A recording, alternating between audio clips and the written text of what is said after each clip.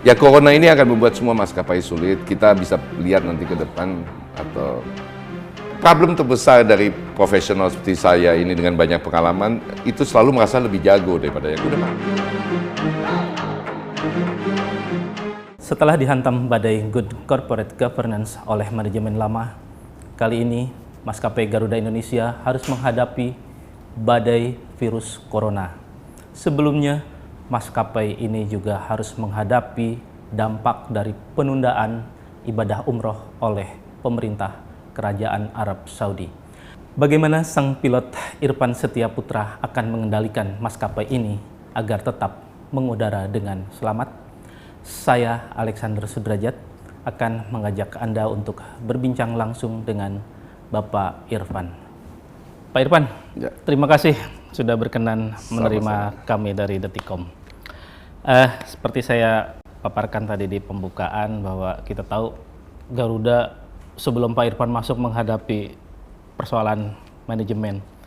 Tapi belum lama sekarang nih, ya nggak cuma Garuda sebetulnya ya, semua maskapai penerbangan di dunia menghadapi badai yang disebut wabah corona. Khusus Garuda nih, Pak Irfan sendiri langkah-langkah untuk menyelamatkan perusahaan ini seperti apa, Pak Irfan?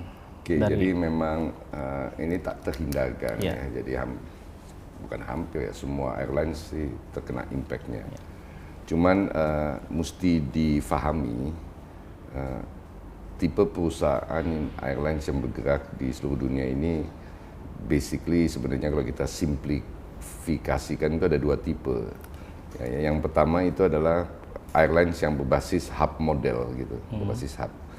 Jadi kalau Anda tahu misalnya kayak Singapore Airlines, Qatar, Emirates, Etihad, Qatar, dan beberapa yang lainnya itu memang membasiskan bisnisnya berbasis hub. Jadi dia menebarkan semua orang ke semua tempat, berkumpul atau lewat kotanya dia atau airline atau pelabuhannya dia. Nah biasanya perusahaan-perusahaan tersebut sangat didukung oleh pemerintah. Ya, dan mendapatkan banyak privilege, subsidi di pelabuhan di mana dia berbasis, misalnya kayak Qatar di Doha, gitu kan. Nah, tipe yang kedua adalah tipe seperti kayak Garuda, di mana kita punya domestic market yang sangat kuat, gitu kan. Nah, perusahaan-perusahaan airlines internasional yang berbasis hub ini sayangnya nggak punya domestic market. Sehingga situasi seperti kayak corona ini membuat mereka sangat terpukul. Sementara kita, ya, Garuda ini diuntungkan karena kita punya domestic market yang sangat kuat. Dan pada waktu awal corona muncul, sentimen terhadap ketidakingin bepergian tuh boleh dibilang tidak ada. Oleh sebab itu Anda sempat juga melihat bahwa pemerintah melakukan insentif untuk mendorong masyarakat Indonesia bepergian terutama ke daerah-daerah wisata yang terkena impact dengan adanya corona ini. Kalau sekarang dengan adanya social distance kebijakan macam itu, ada mulai dampaknya ada terasa? Nah, sebenarnya perkembangan corona itu di Indonesia memang agak perlahan impact-nya ke kita gitu ya. Dan mulai beberapa hari yang lalu mulai terasa sih memang bahwa ada penurunan yang cukup signifikan terhadap perjalanan domestik karena orang mulai menghindari juga perjalanan domestik ini, ya kan. Namun demikian kami juga cukup kagum juga ketika diumumkan misalnya Singapura tutup, atau bukan tutup lah, Singapura akan mengenakan siapapun yang masuk per tanggal tertentu waktu itu, kalau nggak salah hari Selasa gitu kan, bahwa siapapun yang masuk akan kena isolasi 14 hari. Satu hari sebelumnya tuh tiba-tiba full pesawat kita, malah kita tambah. Jalur karena permintaan untuk terbang ke Singapura lewat pakai Garuda itu tinggi sekali hari itu. Dapat berkah di situ ya? Saya nggak mengatakan dapat berkah, tapi memang menjadi pertanyaan juga cukup signifikan di kita, kok bisa banyak yang ke Singapura. Ya, jangan-jangan memang banyak masyarakat Indonesia memutuskan lebih safe berdiam di Singapura atas alasan apapun. Tapi itu juga didukung oleh keputusan banyak Pemda untuk menutup sekolah dan banyak perusahaan termasuk pemerintah untuk mendorong orang bekerja dari rumah. Nah di hari yang sama itu cukup menarik juga adalah penerbangan ke Denpasar itu penuh juga. Saya mungkin menengarai, mungkin karena belajar dari rumah, bekerja dari rumah, sebagian keluarga memutuskan di rumahnya di Denpasar gitu kan. Atau belajar sambil berlibur kali ya? Mungkin ya. Jadi saya nggak mau mengatakan ini berkat, tetapi memang cukup menarik menyaksikan model masyarakat Indonesia bepergian. Yang kedua juga over weekend tuh tetap ramai gitu loh. Dengan banyak alasan, karena banyak acara perkawinan tidak ditunda, ya kan? Terus kemudian ya kita akan punya banyak kebiasaan untuk over the weekend mengunjungi keluarga maupun berlibur singkat. Jadi itu, tetapi saya ingin mengatakan bahwa memang mulai terjadi penurunan signifikan di domestik. Pada waktu corona ini muncul pertama kali dan kita menutup dengan Cina, sebenarnya Garuda pada posisi itu cukup merasa confident bisa lalui ini dengan sedikit glitch lah gitu kan. Tapi memang buat kami itu pukulan ini cukup terasa sekali ketika umroh ditutup. Dan perjalanan ke Singapura yang frekuensinya cukup banyak itu menurun drastis gitu kan. Jadi kayak seperti Singapura kita dari 9-10 per hari menjadi hanya 3. Kemudian yang Arab ini karena umroh ini kita seminggu 24 penerbangan, pesawat besar itu otomatis langsung stop. Dan kita sempat melakukan selama kalau nggak salah sekitar 10-11 hari itu perjalanan ke Arab Saudi kita tetap lakukan karena kita harus menjalankan kewajiban kita membawa orang yang memiliki tiket. Jadi jemaah umroh yang sudah waktunya pulang ya kita harus layani kan. Jadi kita sempat berapa hari, hampir seminggu lebih lah itu pada waktu itu kita berangkat kosong, pulang isi penuh.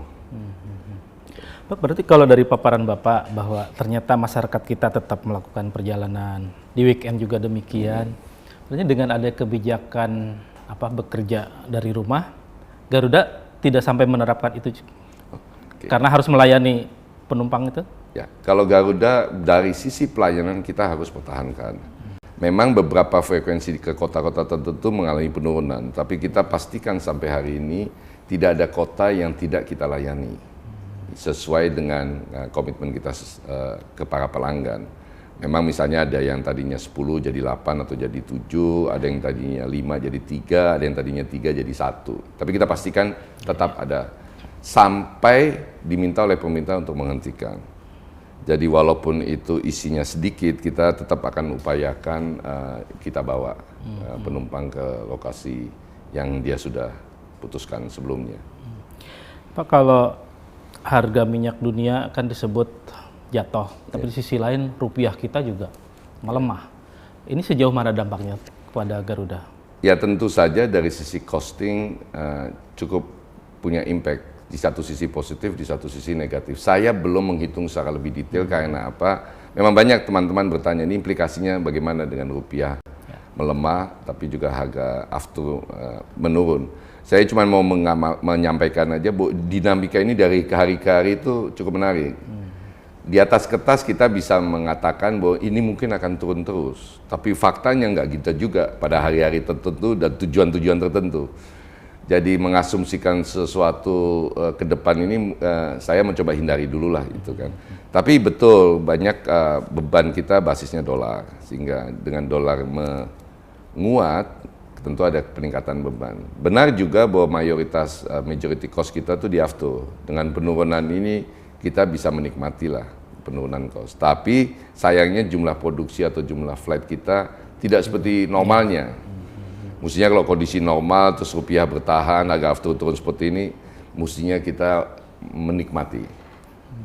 Pak, kalau secara overall ya, selama 3 bulan Bapak memimpin 2 bulan. 2 bulan ya, 2 bulan memimpin Garuda. Kan kita tahu manajemen lama mewariskan utang yang cukup besar gitu kan. Ini langkah-langkah dari Pak Irfan untuk mengatasi itu gimana Pak? Solusinya apa aja? Ini saya tidak ingin mengatakan itu warisan. Jadi saya selalu mengatakan ini a given condition yang kita harus hadapi. Karena mengeluh maupun menyalahkan nggak ada gunanya juga. Itu still there gitu ya kan. Jadi pertama sebagai sebuah perusahaan tentu saja kita harus memastikan bahwa kita committed dalam kondisi sesusah apapun. Kalau kita lihat hari ini ya tentu saja dengan pendapatan kita yang menurun, kita tentu berada dalam posisi yang mungkin tidak terlalu nyaman atau enak berhadapan dengan pihak yang kita berhutang gitu loh. Jadi kita lagi dalam diskusi dengan mereka. Sangat diuntungkan bahwa kasus ini nggak spesifik Garuda, seluruh airlines gitu kan. Kita lagi mikirkan untuk juga refinancing. Sayangnya memang appetite terhadap dunia industri penerbangan ini juga lagi jatuh gitu kan. Tapi saya pikir semua industri hari ini, pihak perbankan, pihak financial company juga semuanya juga lagi wait and see nih melihat perkembangan corona ini separah apa, karena bukan cuma airlines yang kena kan, semuanya boleh dibilang kena. Jadi kalau ditanya apa tindakan-tindakan yang akan kita lakukan, ya tentu saja kita bicara, bertemu, negosiasi, terus kemudian mencoba mencari pendanaan lain baru untuk refinancing dan hal-hal yang berkait sejenis dengan itulah. Dari pihak kreditornya sendiri ada sinyal positif? Untuk positif ya. Intinya mereka willing to talk. Kita juga mesti memahami mereka juga punya keterbatasan. Tapi ini memang diskusi saya dengan mereka, saya selalu katakan dalam kondisi buruk inilah waktu di mana kita saling mengetes partnership kita itu tepat atau tidak. Ya kan? Kalau yang ngotot tentu saja ada gitu kan. Tapi banyak sekali saya lihat bahwa kemudian willingness untuk bicara, kan kita tinggal akhirnya ketemu terms-nya kayak gimana, penurunannya kayak seperti apa, terus holiday-nya model seperti apa gitu. Tapi semua dalam pembicaraan kita selalu mencoba bersepakat nih kira-kira seberapa lama sih implikasinya. Nah Pak, isu lain kan Pak Menteri BUMN Pak Erick Thohir sempat bilang ada sekitar 5 anak usaha Garuda yang perlu dilikuidasi atau ini seperti apa evaluasinya? Ya gini, jadi kita terus-menerus evaluasi, kita menunggu persetujuan dari Kementerian BUMN untuk eksekusinya. Tapi kami sudah sampaikan ke manajemen perusahaan-perusahaan tersebut bahwa our intentions itu seperti ini. Jadi tolong bersiap, itu yang pertama. Yang kedua adalah kita memang sudah mulai melakukan inventarisasi isu-isu apa yang akan kita hadapi.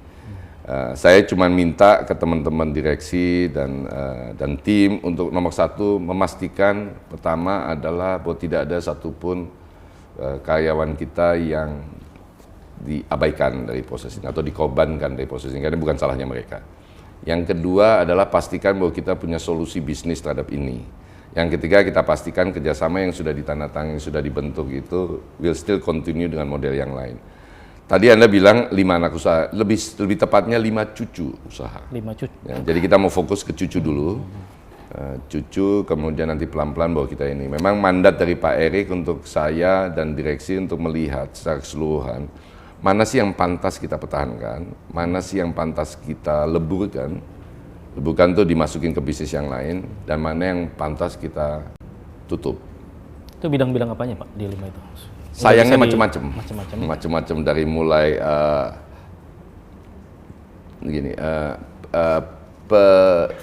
diversifikasi.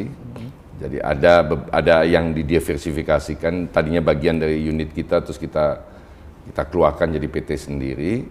Ada yang masuk domainnya supplier, ya kan, dan ada yang new business. Kayak seperti kalau mungkin semua orang udah tahu soal Tahu Beres gitu kan. Ya. Nah kita lagi coba cari cara lah, dan sudah ketemu caranya, dan cara yang paling kita akan lakukan paling pas sudah kita sepakati, tinggal finalisasi adalah itu kita leburkan ke anak atau langsung ke Garuda. Seperti rencana Tahu Beres itu aplikasi yang dia bangun itu ternyata sangat bagus kalau kita bisa implementasi di dalam bisnisnya Garuda sendiri langsung. Jadi kita sudah sepakat bahwa itu akan kita masukkan ke dalam organisasi Garuda, bukan anak usaha Garuda, tapi Garuda langsung. Jadi dia naik tingkat 2 kali. Gitu. Oh, ya kebetulan Bapak punya cukup kredibilitas ya untuk itu ya. Kalau untuk bidang telekomunikasi, karena basicnya lama di telekomunikasi. Iya, mudah-mudahan itu dengan masuknya itu selain bisa membantu bisnis proses kita, tetapi juga penting buat kita kolaboratif knowledge sama experience teman-teman yang bergerak di bidang itu bisa membantu kita kan.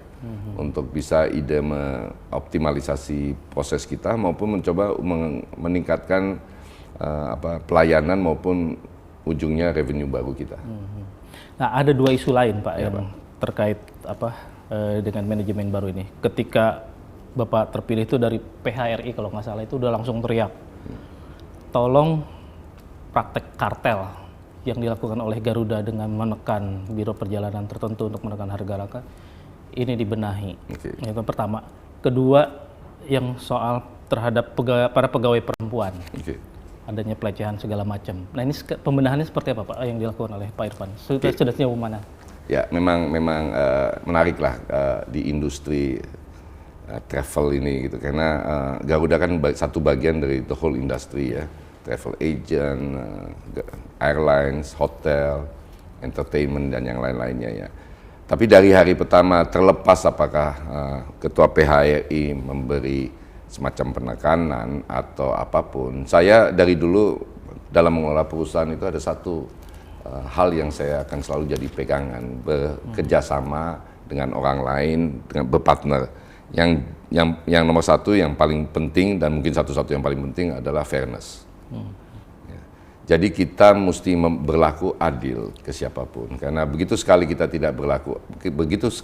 berlaku tidak adil, dan kepercayaan seluruh partnership dengan banyak teman-teman ini akan rusak. Oleh sebab itu saya memang langsung yang pertama justru saya ketemu dengan para pimpinan travel agent dan saya pastikan bahwa kita akan berlaku fair. Jadi ketika online mendapatkan perlakuan khusus misalnya, itu akan kita hilangkan. Ya. Tapi memang dari kajian Bapak setelah masuk, tuduhan itu memang benar ada, terjadi itu, dipraktekkan itu? Gini, saya ini dirut, bukan investigator. Buat saya ketika saya mendengar informasi begini, buat saya simpulkan saja dengan cepat bahwa banyak orang merasa diperlakukan tidak adil. Merasa. Nah, merasa. Apakah perlakuan tidak adil itu terjadi apa enggak? Bisa jadi ya, bisa jadi enggak. Tapi memang saya kemudian melihat terms perjanjian, pengaturan alokasi tiket dan segala macam. Oh ya kalau gini sih ini leads to ketidakadilan, ya kan? Sehingga ya udah kita break ini. Contohnya adalah semua travel agent termasuk online tidak mendapatkan perlakuan khusus dari penjualan subkelas misalnya. Jadi nggak boleh ada satu yang dapat, dia yang boleh saja, yang lainnya nggak boleh. Saya juga bertemu dengan travel umroh ya, karena memang pada waktu itu dengan alasan yang menurut saya masuk akal pada waktu itu diputuskan untuk wholesale travel penjualan tiket umroh ini. Disitulah banyak feedback yang banyak yang merasa sudah puluhan tahun kerja sama Garuda kok nggak boleh langsung sama Garuda, mesti lewat seseorang atau sebuah perusahaan. Ya kita putuskan bahwa itu tidak akan terjadi lagi sehingga semua travel agent bisa order langsung ke Garuda tanpa perlu lewat orang lain. Tentu saja yang committed lebih besar akan dapat perlakuan khusus. Tapi tiering model seperti itu ya kita umumkan. Jadi kalau Anda beli 10 misalnya harganya 100 perak. Ya kalau Anda beli 1000 ya harganya 98 perak. Tapi kalau Anda mau beli 1 juta ya mungkin 90 perak gitu kan. Hal-hal seperti itu kita buka aja gitu dan itu make sense lah ya kalau di dunia. Jadi fairness itu buat saya dan manajemen baru kita itu sangat penting. Tapi kita juga tahu ada policy yang memang punya kecenderungan tidak fair. Ini yang kita beresin. Tapi ada juga mungkin tindakan-tindakan individu yang menciptakan unfairness. Oleh sebab itu saya sampaikan ke teman-teman, ini loh nomor handphone saya siap dihubungi, ini nomor handphone teman-teman direksi. Kalau Anda melihat anggota tim saya melakukan tindakan unfair, tolong saya diinformasikan. Tapi kalau Anda melihat bahwa saya sebagai dirut yang melakukan tindakan unfair, tolong Anda hubungi Komut maupun Menteri dan mengatakan ini. Terbuka aja. Nggak usah dibikin susah kan. Nah, untuk terkait yang yang pegawai perempuan, ya kami juga berterima kasih bahwa kemudian Kementerian menunjuk Ibu Yeni Wahid gitu kan, sebagai salah satu komisaris. Kita kemudian juga melakukan banyak interaksi dengan pimpinan serikat, juga dengan manajemen yang ada gitu. Dan memang kami menemukan ada beberapa informasi. Balik lagi, saya ini bukan investigator. Informasi-informasi ini. Jadi ya memang kita kasih statement very clear ke teman-teman dari manajemen maupun dari komisaris bahwa kita tidak mau perlakuan yang sifatnya tidak fair atau pelecehan itu terjadi lagi di perusahaan itu. kita bikin setup tim yang untuk melaporkan itu. Tapi kembali lagi saya buka, kalau Anda merasa diperlakukan tidak fair, Anda silakan menghubungi saya langsung.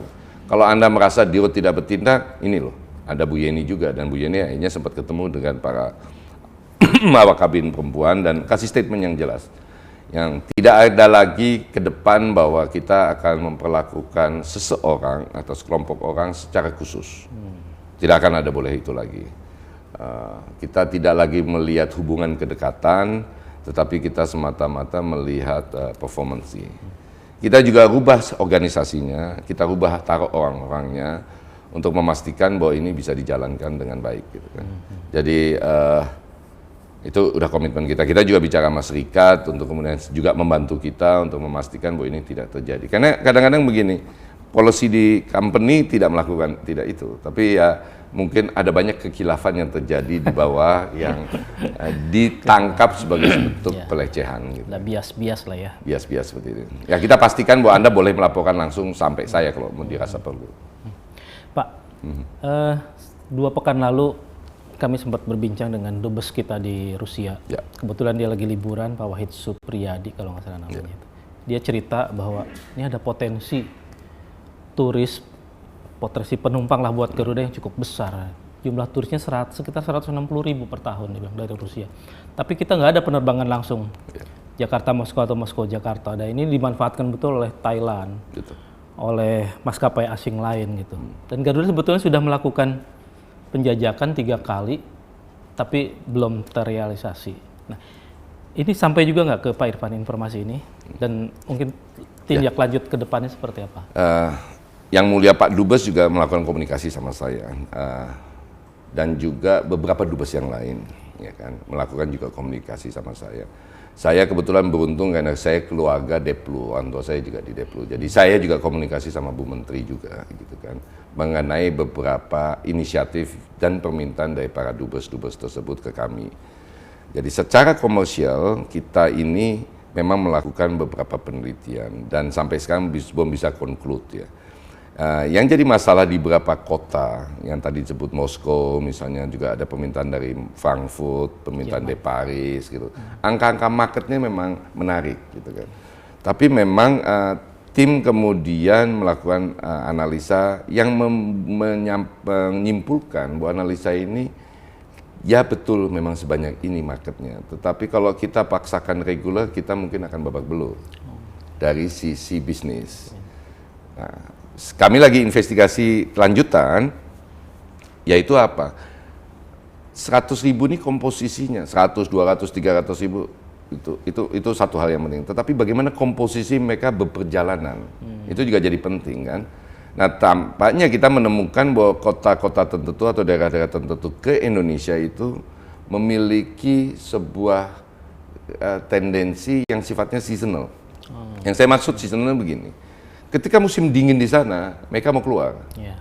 Tapi ketika musim panas, yang keluar sedikit. Karena mereka kan masuk ke daerah kayak tropis gitu. Yang kedua, target mereka Bali. Hanya terfokus di Bali? Banyak sekali terfokus di Bali, betul gitu. Jadi kalau Anda ke Bali juga kan sudah, contohnya Rusia, sudah banyak restoran berbahasa Rusia. Kita juga tahu persis itu. Saya juga dulu, beberapa tahun lalu ketika ke Bali, kok udah mulai ada bahasa Rusia nih kan. Artinya mulai banyak nih. Turis Rusia. Tapi temuan kita sementara ini sikapnya seasonal. Jadi akan ramai di musim dingin di sana, akan sepi di musim panas di sini. Yang kedua adalah kita juga mesti cari tahu juga ketika musim dingin di sana orang ke Denpasar, apakah di musim dingin di sana orang Indonesia mau ke sana? Karena buat imbang ini. Banyak teman-teman dubes atau bapak yang mulia para dubes ini melihat cuman inbound ke Indonesia. Sementara kalau kita mau bawa inbound kan kita mesti pergi ke sana juga kan, kita mesti pastikan juga pesawat itu ke sana ada isinya dan tanda kutip itu. Nah, yang jadi masalah buat kita hari ini soal pembukaan rute baru itu adalah analisa internal memang, tetapi juga seberapa besar kita bisa dapat support nih dari Dubes, dari Kementerian Pariwisata. Ini yang kami sedang bicara dengan Pak Menteri Wisnu Tama. Dan hari ini, berapa kali kita udah ketemu, kita ngelihat supportnya habis-habisan ke kita. Jadi maksudnya ketika kita misalnya buka rute tertentu, Departemen Pariwisata juga ikut membantu kita untuk mempromosikan itu. Jadi saya sangat mengerti Pak Dubes ini gregetan, tapi memang memutuskan jalur ke satu tempat ini nggak gampang. Karena kita nggak mau kita masuk terus kita keluar. Anda tahu case-nya London misalnya. Ya, betul. 2014 ya. Ya itu kita buka di sana, kita kurangi, kita keluar, kita buka lagi gitu kan. Atau case-nya Amsterdam di mana rutenya berpindah gitu kan. Tadinya Jakarta Amsterdam langsung berpindah jadi Denpasar, Medan, Amsterdam gitu. Jadi saya bilang sama Bu Menteri, Bu, perkenankan saya mungkin agak lambat, tapi kita juga mau solid gitu. Jangan sampai kita terkesan bercanda, ya memenuhi permintaan, tapi kemudian kita nggak seserius itu. Karena saya nggak mau, kemudian kita buka, kalau nanti ternyata nggak berhasil, kita tutup. Ini justru reputasinya jadi nggak bagus. Nah, beberapa kota di Eropa, kita sekarang menawarkan interline. Maksudnya interline gitu, artinya orang misalnya dari Barcelona, Spanyol, dia tuh bisa pergi ke Jakarta, Denpasar, lewat Amsterdam. Jadi orang bisa pesan tiket lewat website kita, dari kota manapun di Eropa ke Jakarta di website kita. Nanti ada code share tertentu dari kota tersebut ke Amsterdam, dari Amsterdam kita bawa ke Jakarta direct, dari Jakarta kalau dia mau ke Labuan Bajo, ke Denpasar segala macam kita bisa atur di situ kan. Karena udah klasifikasinya domestik. Ini yang kita lagi sarankan. Memang jadi agak sedikit kehilangan dalam tanda kutip rasa kebanggaan dan ke nasionalisme karena tidak ada pesawat Garuda parkir gitu kan. Tapi pertanyaannya kita ini mau mendahulukan yang mana? Kalau ke saya, kalau dijawab saya mau balance dua-duanya. Kenapa nggak kita coba itu dulu? Kalau ternyata memang banyak, saya highly consider untuk kemudian bisa buka. Dan mungkin juga kita harus siapkan biar nggak cuma Bali aja mereka datang ya, khususnya yang dari Rusia itu ya, juga ke kota-kota lain itu yang harus promosikan ya.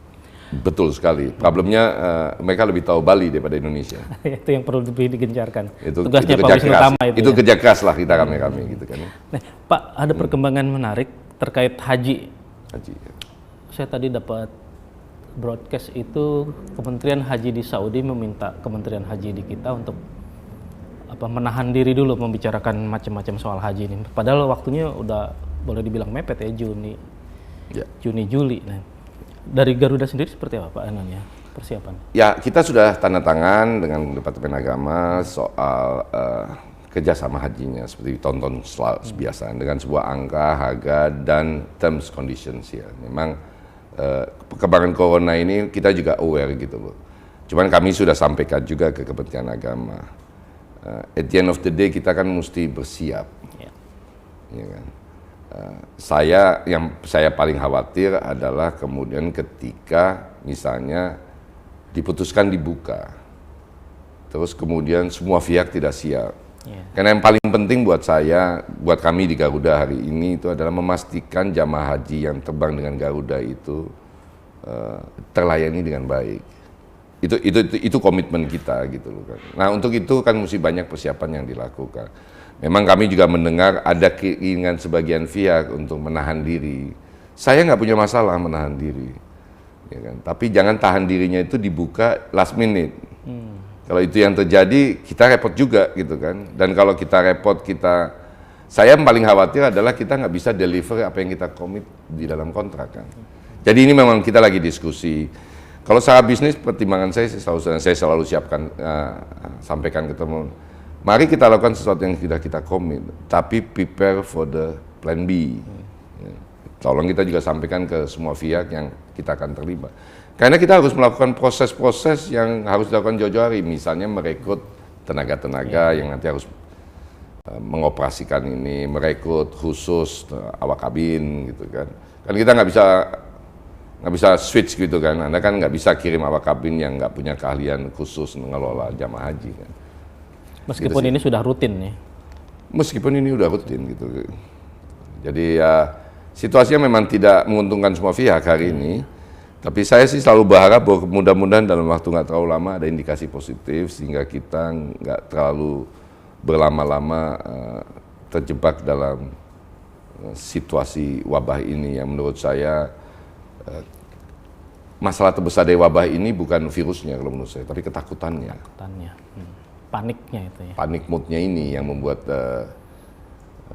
yang kedua yang membuat semua orang bisa jadi. Yang kedua ya kebetulan Anda Detikcom Anda nanya ya, saya juga selalu khawatir bahwa ini jadi panggung buat sekelompok orang tertentu, menjadikan ini panggung tanpa memikirkan implikasi-implikasi yang lebih besarnya. Ya kan? Pak Irfan, saya mau pribadi Pak Irfan ini. Saya lihat googling rekam jejak Pak Irfan ini kan lebih banyak di telekomunikasi ya Pak ya. Tapi kan pernah ke tambang. Iya, ke tambang juga. Tapi kemudian ketika diajak Pak Erik untuk ditawari lah ya, untuk mengurus penerbangan, apa kira-kira yang terpenting? Oke deh Pak, saya ready. Apa yang membuat Pak Irfan bersedia untuk menerima tantangan ini? Ya memang banyak juga yang tanya sama saya, ini kan ini bukan industri yang Anda kuasai gitu kan. Tapi saya katakan saya kebetulan punya rekam jejak atau perjalanan karya yang mungkin menguntungkan karena berpindah industri dan berpindah environment. Artinya saya pernah di perusahaan multinasional, saya pernah di perusahaan swasta, pure swasta, saya juga pernah BUMN juga pernah. BUMN. On the other side, saya pernah di industri telekomunikasi, di IT, saya dan di tambang dan maupun kontraktor tambang. Pengalaman ini membuat saya cukup percaya diri lah sebenarnya untuk memegang industri baru yang menurut saya kita nggak perlu tahu terlalu detail karena pasti di perusahaan itu banyak yang lebih jago gitu kan. Tapi penting untuk memahami fundamental daripada industri tersebut gitu kan. Sebenarnya apa sih aset kita, apa sih yang kita jual, bagaimana sih kita bisa berkompetisi dan segala macam gitu loh. Itu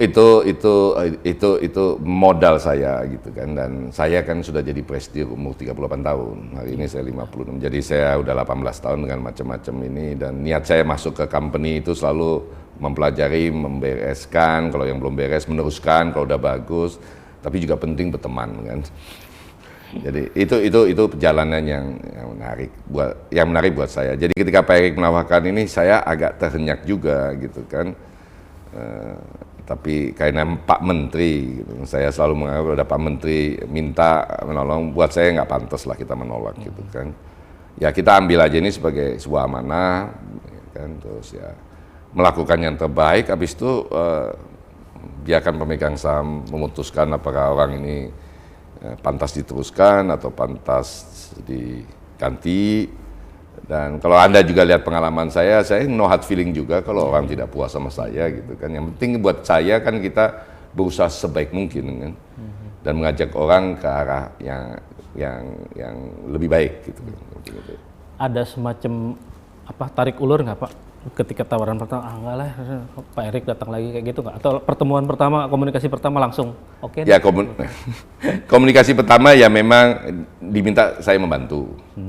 Kementerian BUMN, beliau gini segala macam, beliau katakan saya banyak dapat referensi mengenai Bapak, oh mudah-mudahan nggak ada yang jelek lah Pak, oh nggak, positif semua, oh ya itu sebuah kehormatan, saya cuma bilang itu sebuah kehormatan, saya bersedia. Terus kemudian mulai keluar sampai muncul nama Garuda gitu kan, walaupun di samping-samping sudah banyak yang berbisik lah gitu kan, tapi kalau nggak keluar langsung dari Pak Erik kan nggak Garuda ya. Terus kemudian kita mulai bicara beberapa hal termasuk organisasi, apa yang diinginkan dan sebagainya gitu. Tarik ulur enggak gitu loh. Saya tidak merasa dalam posisi tarik ulur. Memang saya dengar banyak teman-teman mencoba menawar gitu, tapi kalau pemerintah Republik Indonesia lewat Kementerian BUMN menawarkan, buat saya nggak patut lah untuk mengatakan tidak. Gini Pak, Pak Irfan punya latar belakang pengalaman yang di telekomunikasi, di tambang.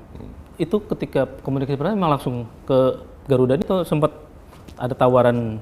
Ada tawaran lain, tapi tidak pernah spesifik langsung ya. Jadi ada bicara-bicara yang lain yang mungkin lebih dekat ke saya gitu kan. Oke, boleh gitu kan. Kenapa enggak gitu kan. Walaupun awalnya saya sebenarnya berharap bahwa sebenarnya bukan begitu mengatakan. Umur saya udah 55. I think it's time for me to retire gitu kan, dan memberi kesempatan yang muda, yang lebih cerdas, yang lebih energik untuk memimpin gitu ya. Makanya ketika diminta, wah saya bilang nggak salah nih Pak. Saya kan sudah uzur gitu kan. Lagi di usia puncak sebetulnya Pak. Sudah uzur. Ya, saya mau tahu diri karena problem terbesar dari profesional seperti saya ini dengan banyak pengalaman itu selalu merasa lebih jago daripada yang udah pasti lebih jago kan, pengalamannya lebih banyak kan. Tapi persoalannya apakah matching dengan kekinian kan, karena challenge dunia ini kan berubah-ubah terus gitu kan. Nah, memang untungnya saya bergerak di dunia IT yang tumbuh terus. Saya dulu waktu di Cisco, Anda juga tahu kan bahwa saya preacher menggunakan internet. Saya termasuk seorang yang preaching pentingnya menggunakan internet. Saya orang yang pertama preaching mengatakan Facebook itu menjauhkan yang dekat dan mendekatkan yang jauh gitu kan. Saya preaching itu, ketika sekarang semua orang main sosial media, saya bilang, oh saya tutup partisipasi juga lah dikit-dikit. Apalagi ketika sosial media dipakai sebagai tool di dalam perusahaan. Dulu kan berinternet zaman saya di Cisco itu di perusahaan itu kan dianggap bermain, kan? Iya. Menghabiskan waktu dan bermain. Tidak Hari ini produktif, kita lihat semua orang fokus ke situ. Gitu. Jadi nggak pernah ada diskusi yang lain secara formal, yang ada ya terhadap Garuda ini. Pak, bahwa Pak Irfan bukan sosok pemburu jabatan itu mungkin bisa dilihat dari rekam jejak Bapak ya. Setiap usaha kayaknya paling setahun, 2 tahun tinggal, 1 tahun, 2 tahun pergi. Kalau untuk Garuda kira-kira akan berapa lama nih Pak Irfan?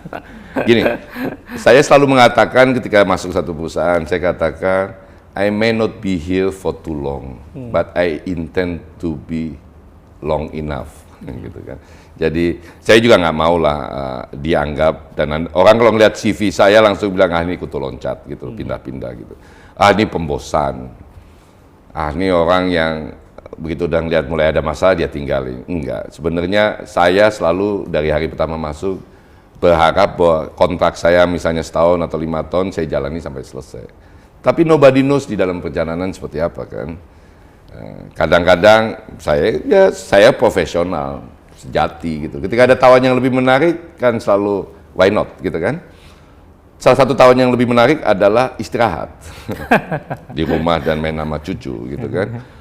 Yang kedua adalah ketika tidak ada pada level seperti saya ini kan penting sekali ada kecocokan antara dirut dengan komisaris dan pemegang saham.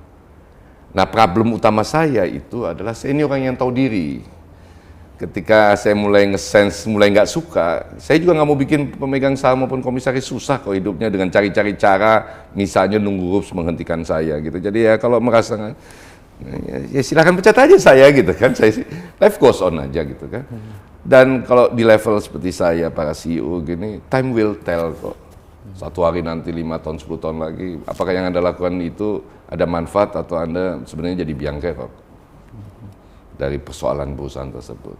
Itu aja sih. Jadi kalau Anda tanya mau berapa lama, ya pengen selamanya. Tapi faktanya Anda lihat nggak mungkin lama gitu nih. Tapi Anda lihat kalau di situ, saya pernah 6,5 tahun loh. Kerja di 2 perusahaan, di Bank Niaga maupun di Cisco gitu kan. Di Inti itu berapa? 2 tahun? Di Inti 3,5 tahun. Nah, Pak Erik memberi target apa Pak untuk Garuda? Dan dari sisi pribadi Pak Irfan sendiri, gua mau sampai titik ini baru Gini, gua tinggal. Apa yang Pak Erik minta ke saya pikir juga pas waktu itu sama saya. Saya pikir ya, beberapa gejolak yang mungkin nggak terlalu real representing kondisi Garuda. Itu menurut saya agak di blow up oleh media secara nggak proper. Karena apa? Karena kelakuan 1-2 orang itu bukan representasi kelakuan semua orang kan. Bahwa ada oknum akan selalu ada. Cuman nampaknya ada kesenangan pihak tertentu nge-blow up itu. Ya kan, sampai masuk ke ranah yang terlalu pribadi. Menurut saya juga agak keberatan itu. Tapi yang saya setuju dengan Pak Erik pada waktu kita diskusi, dan menurut saya itu yang jadi aim saya juga adalah bagaimana membuat Garuda ini menjadi national flag carrier yang membanggakan masyarakat Indonesia. Bukan saya katakan mereka tidak bangga hari ini, tapi lebih bangga gitu. Sehingga orang mau berebutan istilahnya. Walaupun harganya mahal naik Garuda gitu daripada yang naik lain. Buat dia itu ini soal merah putih, ini soal hati nurani gitu. Nah, kalau kenapa nggak naik yang lebih hebat, yang lebih bisa kemana nggak? Ini soal hati nurani. Nggak, saya mau naik ini gitu kan. Itu sih. Jadi itu mungkin yang harapan. Yang kedua, beliau tentu saja bilang beres-beresin lah. Tapi kalau saya ngeliat sebagai Menteri BUMN, saya bertemu dengan banyak Menteri BUMN. Ketika ngomong beres-beresin itu saya tahu kok ujungnya kemana. Soal Menteri BUMN itu pegang puluhan, ratusan BUMN. Belum ditambah anak dan cucu, Anda tahu sendiri isunya udah segala. Kan bisa kebayang kalau ada satu BUMN yang bikin heboh terus di media gitu kan. Sebagai seorang menteri dan ketika berhadapan dengan media seperti Anda gitu, keluar dari pintu ditanya PT ini, kayak contohnya Garuda, saya bisa bayangkan pada waktu itu ketika kasus ini meledak, mungkin berapa hari, berapa minggu Pak Erick cuma ditanyain itu aja, ya kan? Padahal ada hal-hal lain yang lebih fundamental mesti dia urus kan. Jadi dia bilang ini intinya adalah jangan bikin news yang heboh-heboh lah gitu kan, yang bikin ribut semua orang, yang membuat Kementerian BUMN repot gitu kan. Kalau bisa yang terpublikasi, yang ditangkap orang hal-hal yang positif, yang membuat orang jadi senang, yang membuat saya sebagai menteri, mungkin Pak Erick dan teman-teman Wamen itu bisa lebih fokus ke yang lebih fundamental daripada glitch atau isu-isu yang berkembang di kekinian. Itu yang ya tentu saja bikin perusahaan ini profit itu udah jelas tanpa perlu diomong, dibicarakan secara khusus atau ditulis. Saya pikir pemegang saham, pemilik kalau udah mengajak seseorang itu udah jelas lah. Kan ini bukan yayasan, ini kan bukan partai. Institusi bisnis ya. Ini kan bisnis, jadi harus representasi bisnis. Tapi ada hal, beliau memang sempat sampaikan satu hal yang beliau tidak suka, yaitu financial engineering.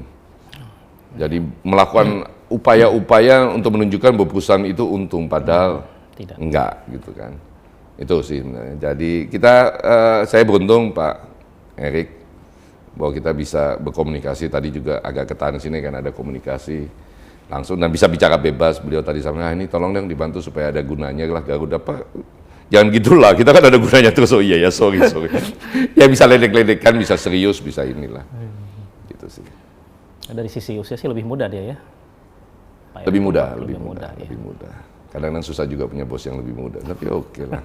Nggak apa-apa, nggak masalah juga kok. Gitu kan. Ya corona ini akan membuat semua maskapai sulit. Kita bisa lihat nanti ke depan atau prediksi banyak orang akan ada berapa maskapai yang bangkrut di dunia ini. Bagian dari seleksi alam juga ini berarti? Enggak. Kadang-kadang suka sadis juga kalau kita bilang seleksi alam gitu. Siapa sih alam itu gitu kan kalau udah begitu. Tapi ini menunjukkan capability atau level of capability perusahaan adapting the market dynamics ya. Ya tapi kan ini nggak ada yang bisa memperkirakan kan. Itu yang pertama yang saya ingin sampaikan. Yang kedua buat Garuda it's also time buat kita nih survival. Supaya kita tidak masuk dalam kelompok yang pertama ini gitu kan. Nanti yang kita akan melakukan segala macam upaya untuk bisa bertahan hidup. Tapi dari sejumlah indikasi sejauh ini optimis bisa survive ya Pak, menghadapi indikator bisnis selalu very challenging. Saya harus akui indikator bisnis very challenging. Tapi saya beruntung kerja di perusahaan ini dengan orang yang begitu banyak, yang saya dari hari ke hari tidak pernah ngelihat ada pesimisme, ada optimisme gitu kan. Dengan segala macam alasan lah, sehingga membuat saya pribadi maupun kita manajemen juga makin menegaskan ini challenging, tapi kita harus tetap semangat dan optimis. Nah, yang paling penting juga, yang kedua juga cukup penting selain kita bisa lewati proses ini, survival mode dalam saya kutip itu adalah bagaimana kita mempersiapkan kalau ini udah lewat. Dan dibalik semuanya ini kita nggak akan melakukan marketing activities yang jualan gitu nggak. Saya ingin menegaskan ke Anda, ke publik, juga ke internal kita bahwa paling penting buat kita Garuda itu memastikan bahwa Garuda ini maskapai yang aman dalam kondisi apapun. Jadi memang ada yang membisiki sama saya, benar nih Garuda merekayasa maintenance-nya dalam kondisi enggak, saya bilang enggak, itu enggak boleh dan haram hukumnya. Karena apa? Karena buat kami penting orang yang naik Garuda itu merasa aman. Safety itu dulu, first, safety first, at any cost, at any given situation. Kita akan melakukan lebih banyak tindakan-tindakan kondisi kekinian untuk memastikan bahwa itu kita tingkatkan, bukan cuma kita pertahankan, tingkatkan, dan juga penumpang makin melihat bahwa ya memang safety itu penting. Problemnya di masyarakat kita banyak orang yang tidak menganggap penting safety tersebut. Enggak apa-apa, itu bagian dari upaya kita melakukan edukasi, karena kalau ada apa-apa dengan Anda di dalam pesawat, bukan Anda kok yang jadi masalah, kan keluarga Anda yang jadi masalah. Ya, kita mau mengajak. Tapi balik lagi, safety penting. Hari ini kalau Anda terbang dengan Garuda, kita akan memastikan bahwa ini pesawat kita aman dan sehat. Yang kedua, kalau ini udah berlalu, kita akan pastikan bahwa ini perusahaan yang aman, membanggakan. Soal finansial, ya challenging. Mengikuti. Challenging. Terima kasih. Terima kasih Pak Irfan. Terima kasih. Detikers, demikian bincang-bincang kita dengan Bapak Irfan Setia Putra. Beliau telah memaparkan langkah-langkah yang akan dilakukannya menghadapi berbagai persoalan, baik internal maupun eksternal. Dari paparannya tergambar bahwa dia punya optimisme yang terukur dalam membawa maskapai kebanggaan nasional ini ke depan. Tentu saja kita semua berdoa agar Garuda Indonesia tampil menjadi maskapai terbaik dan berhasil melewati badai-badai yang menghadang selama ini. Kita jumpa kembali dengan isu dan narasumber yang lain.